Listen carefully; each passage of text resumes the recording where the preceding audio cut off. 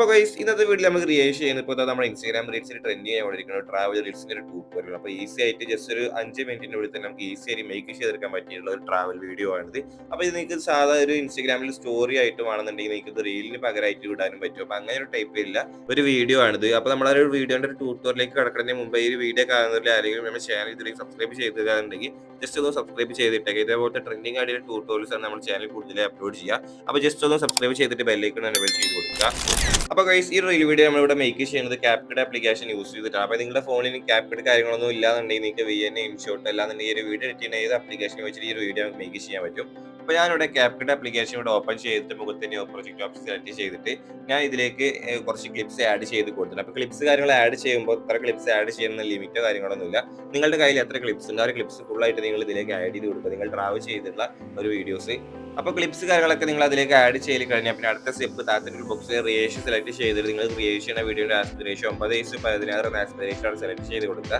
അതിനുശേഷം താഴത്തെ add audio എന്നുള്ള ഓപ്ഷൻ ഉപയോഗിച്ചിട്ട് ഈ ഒരു വീഡിയോയിൽ നമ്മൾ ആഡ് ചെയ്യേണ്ട ബാക്ക്ഗ്രൗണ്ട് ഓഡിയോ ആഡ് ചെയ്ത് കൊടുക്കുക. അപ്പോൾ ഈ ഓഡിയോ ഡൗൺലോഡ് ചെയ്യാൻ ലിങ്കാണ് ഡിസ്ക്രിപ്ഷനിൽ കൊടുത്തിട്ടുണ്ട്. അതുപോലെ നമ്മുടെ ടെലിഗ്രാം ചാനൽ അതുപോലെ നമ്മുടെ ഇൻസ്റ്റാഗ്രാം ബ്രോഡ്കാസ്റ്റ് ചാനൽ ഞാൻ ഇട്ടിട്ടുണ്ട്. അപ്പോൾ ബാക്ക്ഗ്രൗണ്ട് മ്യൂസിക് നമ്മളോട് ആഡ് ചെയ്ത് കഴിഞ്ഞാൽ പിന്നെ അടുത്ത സ്റ്റെപ്പ് പറഞ്ഞാൽ ഈ ഒരു ബാക്ക്ഗ്രൗണ്ട് മ്യൂസിക്കിന്റെ ബീറ്റിനനുസരിച്ചിട്ട് നമ്മൾ ആഡ് ചെയ്തുള്ള ഈ വീഡിയോസിന്റെ ഒക്കെ ഡ്യൂറേഷൻ കറക്റ്റ് സെറ്റ് ചെയ്യലാണ്. അപ്പോൾ ഡ്യൂറേഷൻസ് സെറ്റ് ചെയ്യാൻ മുമ്പേ ഒരു ഓപ്ഷനിലായിട്ട് സ്റ്റെപ്പ് നിങ്ങൾക്ക് പറഞ്ഞുതരാം.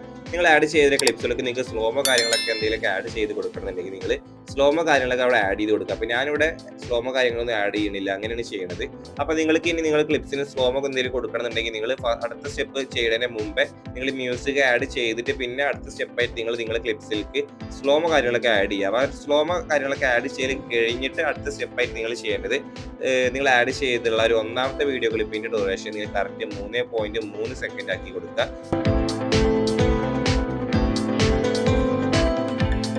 പിന്നെ അത് കഴിഞ്ഞിട്ട് പിന്നെ 2 to നിങ്ങൾ എത്ര ക്ലിപ്സ് ആണ് ആഡ് ചെയ്തിട്ടുള്ളത് ആ ഒരു എല്ലാ ക്ലിപ്സിന്റെ ഡ്യൂറേഷൻ നിങ്ങൾ 0.2 സെക്കൻഡ് ആക്കി കൊടുക്കുക.